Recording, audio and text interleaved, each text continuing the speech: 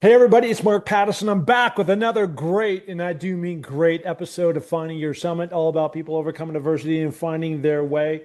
I'm so jacked up about today's guest. He was just on about a month or two ago, and we're going to talk about that in just a minute. But before we go on, again, my book is kicking ass, Finding Your Summit, How to Build Resilience. Frank, you think you needed that on Mount Everest? And faith to rise above life's challenges. I just got back from Europe. I've been speaking over there. I did a TEDx about a month ago. So if you want me to come in and light up your organization, give me a ring. www.markpattisonnfl.com. Okay. Frank has been on my podcast, Frank Fumich, and about 6 weeks ago, we had a chat because he was going to go off to Mount Everest and he was doing it a different way. And because of his time commitments with his beautiful family, his time commitments with his work, uh, he found a different way to do it, which is essentially go into a tent with less oxygen and make his way up and sleep in his bed. Of course, his wife kicked him out of the room. And at the end of the day, this is how Truth. he acclimated because the guy lives in Virginia. So first of all, Frank, how you doing? I'm doing great, Mark. It's great to see you, man. And Dude. that probably has a new ring to it when you say it's great to Yeah, see me because you're literally saying it's right. great to see it. Okay, so I just gave the setup. So I when mean we that literally. yeah, so when we talked last, you were about to go, you were jacked up. You kind of had said to me and kind of you probably don't remember this, but like, yeah, whatever about the Kumba, just get through that and we'll keep going up. But physically, the toll and the idea, and I'm going to shut up here. The idea was that rather than do it my traditional way, that by the way, I didn't like the way we did it. Yeah. But it's like new things are hard to learn, and that's the way we did it. But going up and down and going up a little bit higher and coming back, then going, I was so worn out. Yeah, you've got a little bit of the Kumba cough. So, And the way you did it excuse is me. essentially just a one way, go up one time and come down and go the other direction, right? Correct. So, Yep. yep, I know you'll be hacking away a little bit on the Kumba. That's what Yeah, happens excuse after. me there. That's Yep, still with me. mine stayed with me for a while. But okay, so let's get into it. Yeah, I don't even know where to start, but the last time we talked, you were all excited. You're about ready to take off, and then you landed. You climbed this other thing just to acclimate a little bit and get up there, and that seemed to be, certainly was catching your breath. And then you had the big. So take me through this whole thing. Yeah, well, first of all, I cannot believe that this is actually behind me now Yeah, and we're speaking again. I mean, I totally remember, hey, let's have you on in a couple months and let's talk about all the things that didn't go as planned. Boy, did lots of things not go as planned. But yeah, so I pre-acclimatized for 2 months. I having lived through this, I think that is the best way to do it. Not only faster but safer, but still, um, things don't go as planned, and still, there's nothing that prepares you for how you're going to feel at altitude, whether you pre-acclimatize or do it the classic route like you do. Physiologically speaking, the altitude was tough on me. I yeah, just don't think I'm one of those guys that's body does well at altitude. And man, yeah, it was really hard. Um, we did climb the nearby peak, Mare Peak, which is essentially our first rotation was in my bed here in the yeah. altitude tent for 2 months. The second rotation, like comparing it to your climb, was climbing that similar peak, which was like 21,500 feet and down. Then we flew right into base camp. Um, and then we were waiting for our window to shoot straight up. But of course, that big Serac and the Khumbu that made international news, that Yep. delayed everything for a week. In essence, it probably helped us physically by keeping us at base camp longer to acclimatize.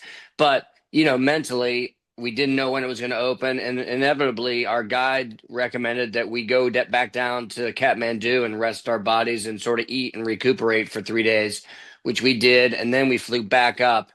But yeah, man, it was way hard. I mean, when you say, yeah, I was excited, but I was also scared. I mean, I knew it was going to be scary and hard, but it was probably a little more so both than I thought. I mean, you don't realize how dangerous it is till you're seeing that exposure. And like, even even exerting our, you know how you have all those days at base camp, you practice your skills, you go out right down there below base Yeah. camp and you climb up the glacier there.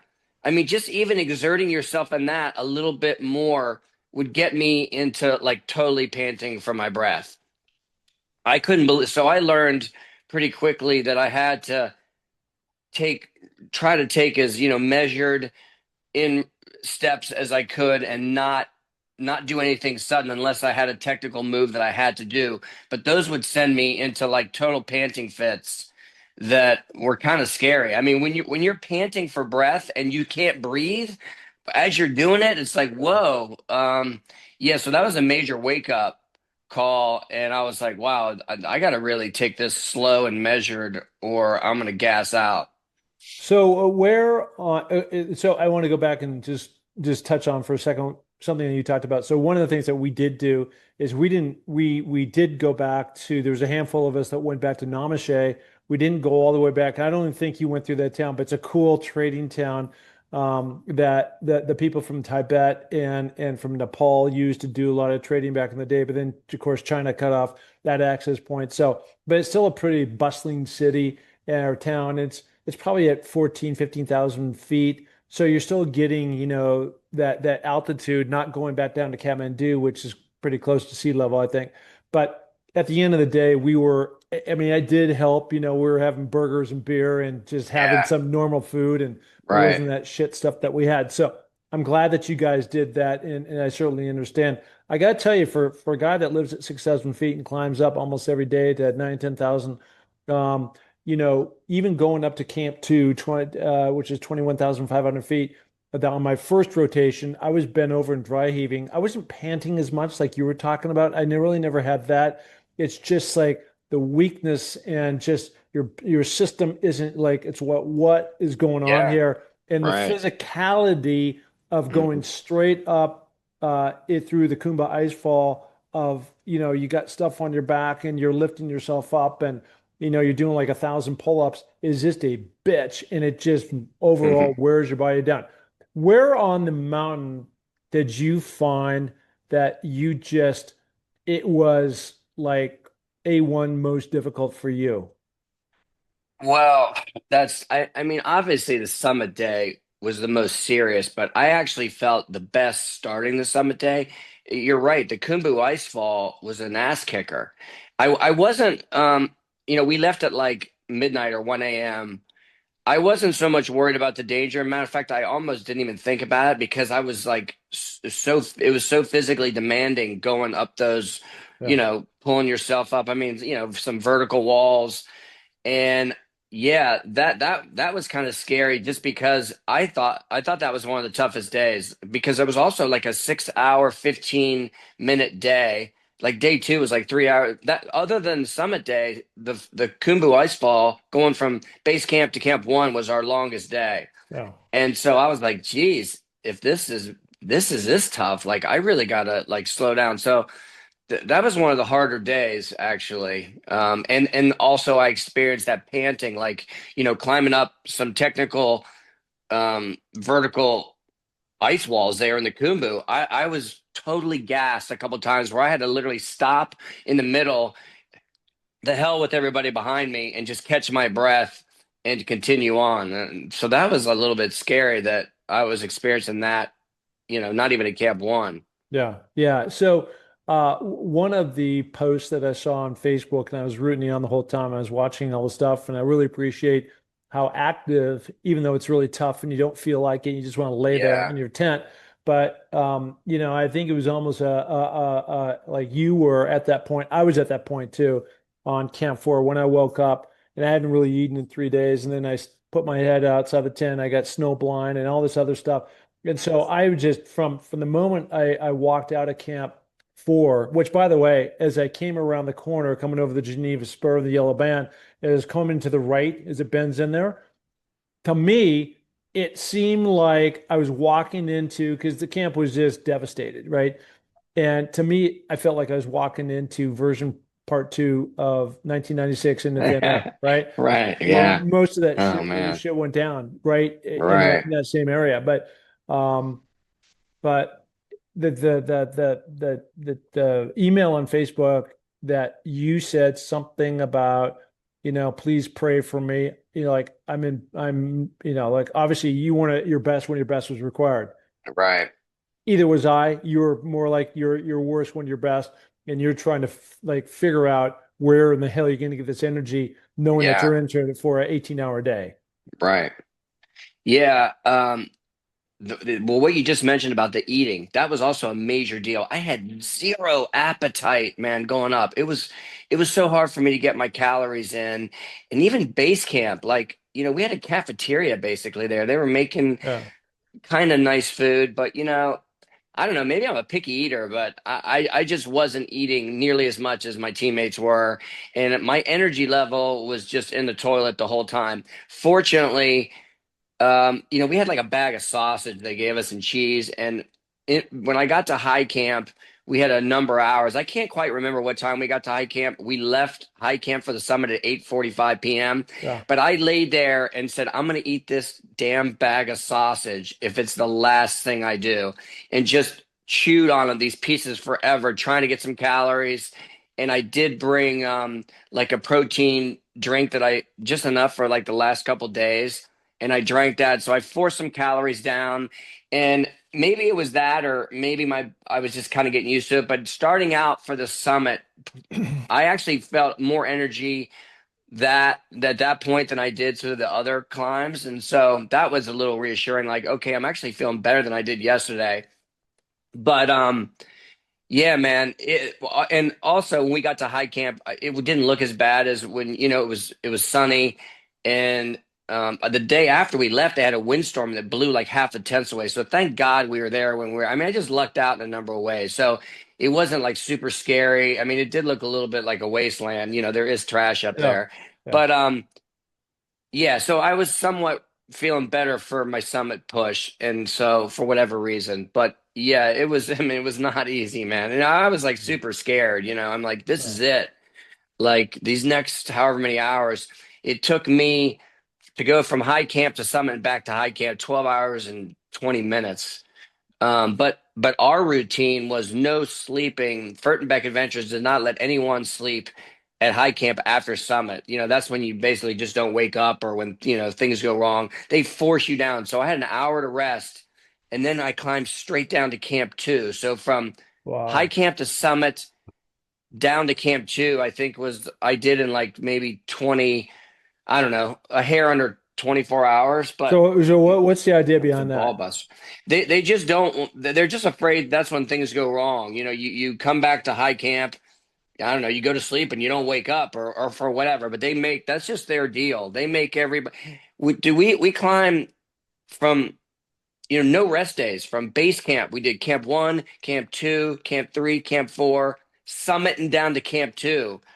So like 5.5 days from base camp back to base camp, which was a total ball buster, but we did it. That's how they do it, and it worked for us, but it's not easy. I spent the night at Camp 4 with no O's. They Man, they they I, ran out. I don't know. honestly, having experienced what I do now, I don't know how you did that. Yeah. I mean, I probably wouldn't have made it. I mean, honestly, and I thought about you and that specific thing you told me, and I'm like, man, I do not know how Mark spend a night here with no oxygen. I mean, that's like right on the edge, dude. Yeah. Yeah. I don't know how you did that. So kudos to you, but I'm not Yeah. sure I could have. Yeah. I mean, I was sucking oxygen like a champ. Yeah, yeah, no, I understand. I mean, and it's so key, right? And what a lot of people don't know is there's a regulator that you have that you can have like one, two, three, four, something like that. I can't remember all the Yeah, knobs, but the higher you go, like three or four, the more flow is coming out. And when that flow right. comes into you, it does a couple things. One, it gives you obviously more O's. Two, it warms your system up. And three, it shoots you like with full bunch of energy that you don't have when you're not on it. And so not only when I'm not, I have no O's, but I've got no energy and no extra warmth, and I'm out there running around in bare feet trying to find, it was just a That's cluster. crazy. Yeah, that's unreal that you had to go through that. Yeah. That's one of the most important things about picking your guide company. I mean, I don't, I'm not talking about yours, but just in general, because they had unlimited, I mean, quote unquote, unlimited oxygen, and the Sherpas took like they had like we had like 70 Sherpas working for the company that took up like 400, some crazy number of bottles of oxygen. So I knew that I was going to have oxygen if I needed, and that gave me a lot of peace of mind. I mean, if I had run out of oxygen, man, and that would have been really bad situation. And that's what, a lot of people get themselves in trouble. They Yeah. try to do it on the cheap, and they run out of O's, and you're in big trouble without oxygen. I mean, I Well, am. I don't know about, no, I was too. But I like it was what it was, and yeah, what are you gonna do? I had paid for more oxygen because I was supposed to go climb Lhotse, and they still wouldn't give it to me. Right. So it was just a big Yeah. cluster. Coincidentally, four of my teammates were supposed to climb Lhotse. None of them did either. So yeah, I mean It's that's a pipe dream. I can't imagine coming back from Everest and then going back up. Forget it. No yeah, way. And yeah, I told them, I'm like, man, if you guys do that, I'm gonna. But none of them did. yeah, And one yeah, of them didn't make the summit, unfortunately. I think he was super strong too, super yeah. nice Australian guy, Tarek, and he got the Hillary step and just totally ran out of energy to get up that technical, whatever. I mean, how Yeah, many feet is that yeah, section? yeah. And he turned himself around, which is super admirable because he thought of his family and he was afraid if he did it, he was not going to get down. And Yeah. so I'm like, dude, good for you for making that decision because that's a tough one to make. But anyway. Yeah, well, I don't know if Don Cash is still up there, but he was my tent mate from Antarctica just after the Hillary step as you're making your way up there, is laying there on the left-hand side. Yes, dude. I just got goosebumps. He Yeah, is, and I stood. yeah, I think I stood literally because he's right on that rock that's yeah, like this, yeah, and you're on your crampons there yeah, in two-way traffic, yeah, and it's super hard to keep your purchase. yeah, And next to his body was a little bit of snow that had yeah, the nestled and so my one left boot and crampon was like 2 inches from his body, yeah, and I stood there for like 5 minutes waiting for the traffic to come down so I could yeah, go up yeah, staring. I didn't realize oh man, that freaks me out. I yeah. was wondering about him, and like, and when you see that, it's a serious reminder that nobody up there ever thought that they were going to be the ones that stayed up there. So that was really sobering. And we also saw a poor guy pass away basically. Uh, So yeah, it was serious business. and that's the thing that people don't understand. It's just like the intensity and I think there's so much to like, there's all this Facebook stuff that's coming out and everybody's, yeah, this is great and it's awesome and all this stuff. But everybody miscalculates, if you have a few bucks in your pocket and you can go do those things, they miscalculate like at the end of all that and Sherpas and oxygen and how cushy some of the tents are and everything else, Yeah. you still got to climb the damn mountain. And there's Dude, yeah, right. money does not buy you up. All the armchair quarterbacks, I see that so often. And let me also say, before we go any further, the Sherpas. I mean, without them, I wouldn't have made it 100 yards out of base camp. They are amazing, and without them, I personally could never even come close. I mean, they carried tons of stuff. They were super helpful. They even put our crampons on for us. You're getting out of a -20 tent, and I've already had frostbite on my fingers, so I was super nervous about doing that again. They put our crampons on for us. I mean, those guys, they're so service oriented, and they're so strong. I mean, mine were 23 and 25, Dawa and Pasang, Yeah. and I'm keeping in touch with them on social media, and I couldn't thank those guys enough. Our Sherpas were incredible, and I can't give them enough credit. I could not have climbed it without them. So all that stuff. I mean, they're amazing. I'm as fast a guy going up a mountain as I know, except for the Sherpa. And Yeah, right. they live at 14, 15,000 feet and they Yeah. just like they would just be walking blind. I mean, they're also Yes. like 140, 50 pounds, I'm Yes. Small 200. guys. Yeah. And Right. so Yeah, I'm you're a double their big size. guy. Yeah. But nonetheless, they're like, I want to give credit where credit's due, like you were doing,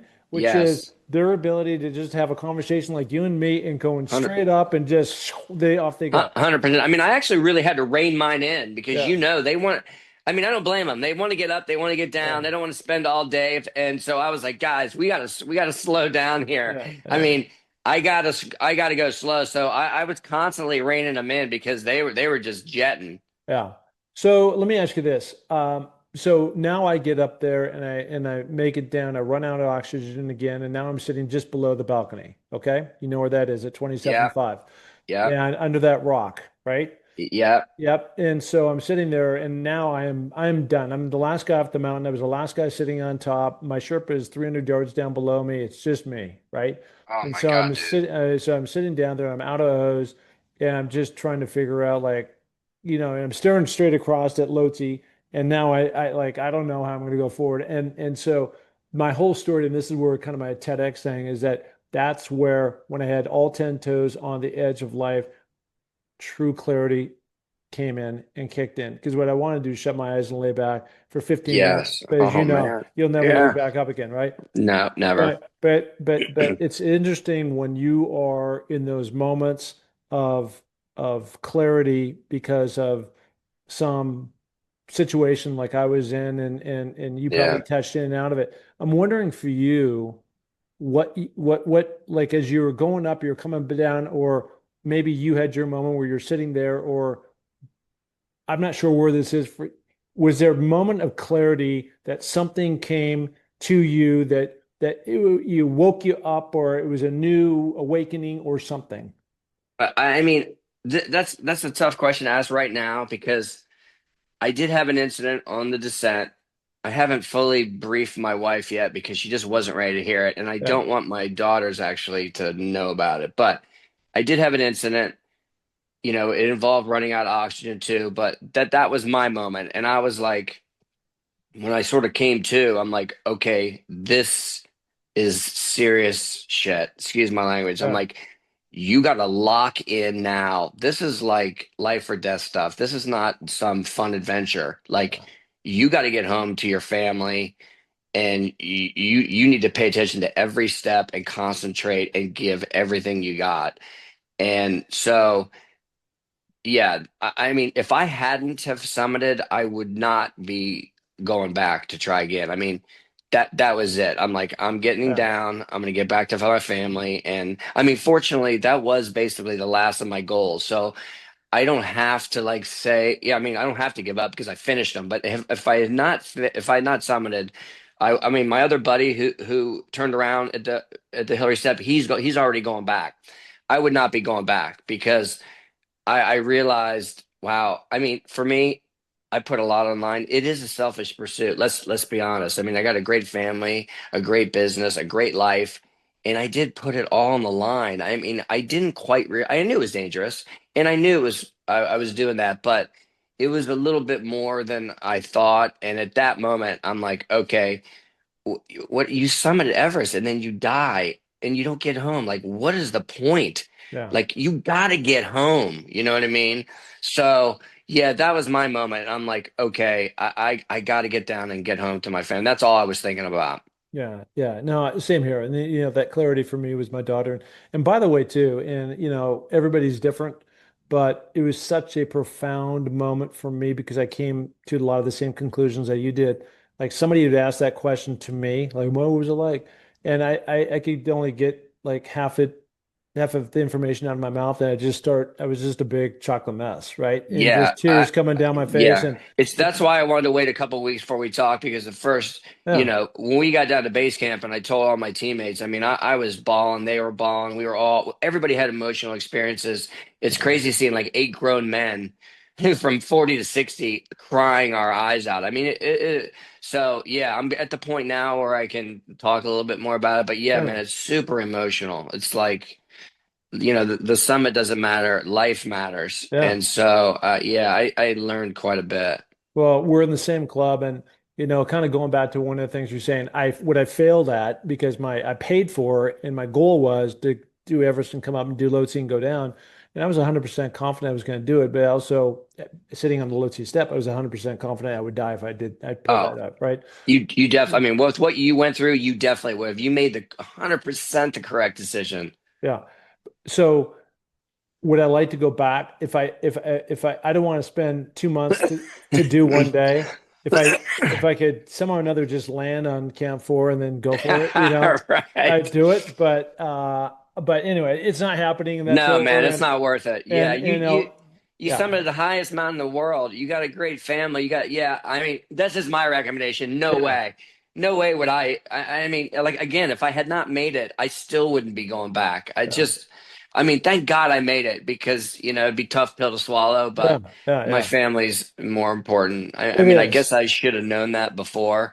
But sometimes you got to really look over the edge to realize what's right in front of you, kind of thing. Well, I would also say this about you though, because I think it's really important to like the people that don't know you, and maybe this is the first time you're listening to this podcast and listening to this, Frank tell his story. What they don't know, you've done like 100 plus um, marathons, and you go all over the world, and and those aren't dangerous. They're just little road trips, and you go off and you do these Yeah, things, and you've climbed a lot, if not all of them. Most of the seven summits, and so I think that the similar bond that we share is that you never think, since you've been so successful at building up this resilience and this grit and this determination, and you've got this composure about yourself where you've been able to succeed on all these things, even when you're down in Papua New Guinea and it's raining like hell on you or whatever, you just kind of get through it, complain about it, and then it's over, yeah, but you did it. And this takes it to a whole different planet, right? In terms of danger and what really matters in life that the others don't. And you don't have to spend 2 months doing that. I think that's another thing that a lot of yeah, people underestimate. And now that you weren't up there for 2 months, but typically that's what it is, 2 months. yeah, But even at 3 weeks is a long time to lay on iced rock, bad food. It's tough on yeah. the body, right? Everything you say is totally true. And that's another little thing. Like, I mean, I live a pretty cushy life outside of this. I'm not like a camper or a winter. I mean, to me, there's nothing more miserable than cold mountain, high altitude camping, like Denali camping or Everest camping. Yeah. I mean, the food sucks. You're freezing. You're sweating to death in the sun. I mean, it's Yeah. completely, I mean, beyond uncomfortable to me. It's downright misery. I mean, Yeah. I'd be waking up at in the tent and peeing at 2 a.m. and it's like, minus 30 degrees out. And so it's incredibly challenging to just get through the living, let alone the physical climbing. You know what I Yeah. mean? Yeah, it's pretty brutal, I think. Well, I saw a post with you and your lovely wife. You guys took a nice hike wherever that was, didn't matter. Yeah. But Uh-huh. I was really happy for you because that's not only your wife, but the wife of your kids, and you've got a sweet, family, and to be able to like, it's just weird because you're the guy that just stood on top of the world, and now Mhm. you're on this whatever Yeah, dinky little mountain in the dinky little Shannon, mountain, on the yeah, in Shenandoah. Virginia. Yeah. So, Right. but it's a different experience, but that can also be rewarding too. Yes, it felt so good. And, helping her with one of her goals instead of always doing it for me. So I got a lot more of that catching up to do, believe me. Yeah, yeah. Your kids are gonna love it too. You've got two girls, I have two girls, and they're super proud of their dad, but at the same time, the anxiety, I think that's one of the stress that they have to go through to sit there and Yeah. wait, like is my dad coming back?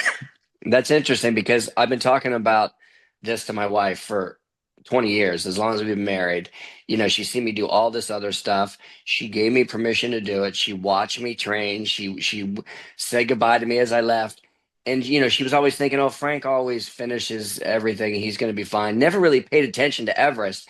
But as she was on social media and you watch a video, then the algorithm starts sending you all these videos of all this dangerous stuff. It's just like she finally found out while I was gone how dangerous it was. So I Yeah. get home and she's like, I can't believe you did that. Like I'm like, huh? So I had a little bit of that when I got home. Yeah, yeah, But yeah, a lot of people don't I mean, even dude, I've read every book there is and every yeah, documentary on Everest for the last 30 years. yeah, And until you're on that Lhotse face looking up or looking down or on the yeah, summit ridge yeah, where it's like how many thousand feet drop is it, like 12 inches from your feet?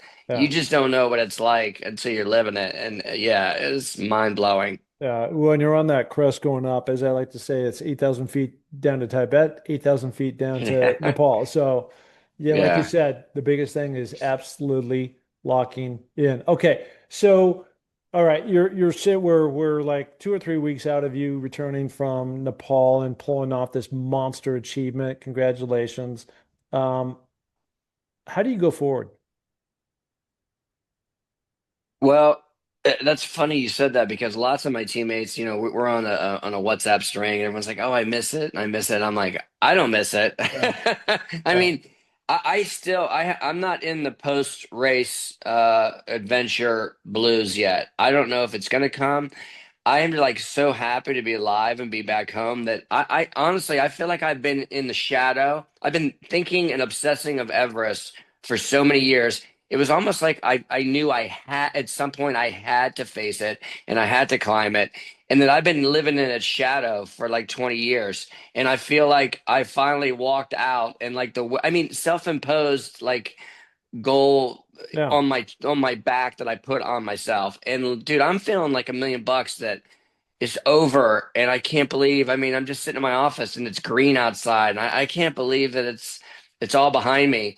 I mean, I can remember the anxiety when we talked before I went, like knowing that this massive thing was looming over me, and like yeah, I feel actually great. I don't know what's next. I mean, I'm going to continue doing like, marathons and yeah, maybe some Ironmans to stay in shape, just to have a goal, but nothing. No, I mean, if my daughter, I think she might want to climb the Kilimanjaro. Okay, I would do that with her, but my mountains are done. I mean, no more danger like that. yeah. But I'm like right now at least, I'm totally content. Our personalities, maybe it won't last. I don't know, but I'm feeling pretty great right now, and I'm glad that I don't have to go out training for 4 hours today or have to. It's like, and I'm 58, man. I've been doing this for Uh, 30 years. So, and that was my seven summits. That was my Explorers Grand Slam yeah, finale, and yeah, I'm feeling pretty good. So I don't know for what's sure. next, but nothing Yeah. big. Yeah, look, I just got back from Montenegro, right, which used to be part of the old Yugoslavia, and they part of the speaking group wanted me to get together with the climbing club of Montenegro, which I did, and we did this amazing hike, right, in their sort of Alps that they have down there, and it was like going through the Dolomites or something. There's nothing dangerous about it, and there was Yeah, 40 of us in the group, and I led the thing, and we went up and. I got just as much satisfaction because it was a new destination. It was something interesting, and yeah, I got to see it as going to Nepal and doing what I did over there. So I think it's just redefining our goals, right? yeah. I agree.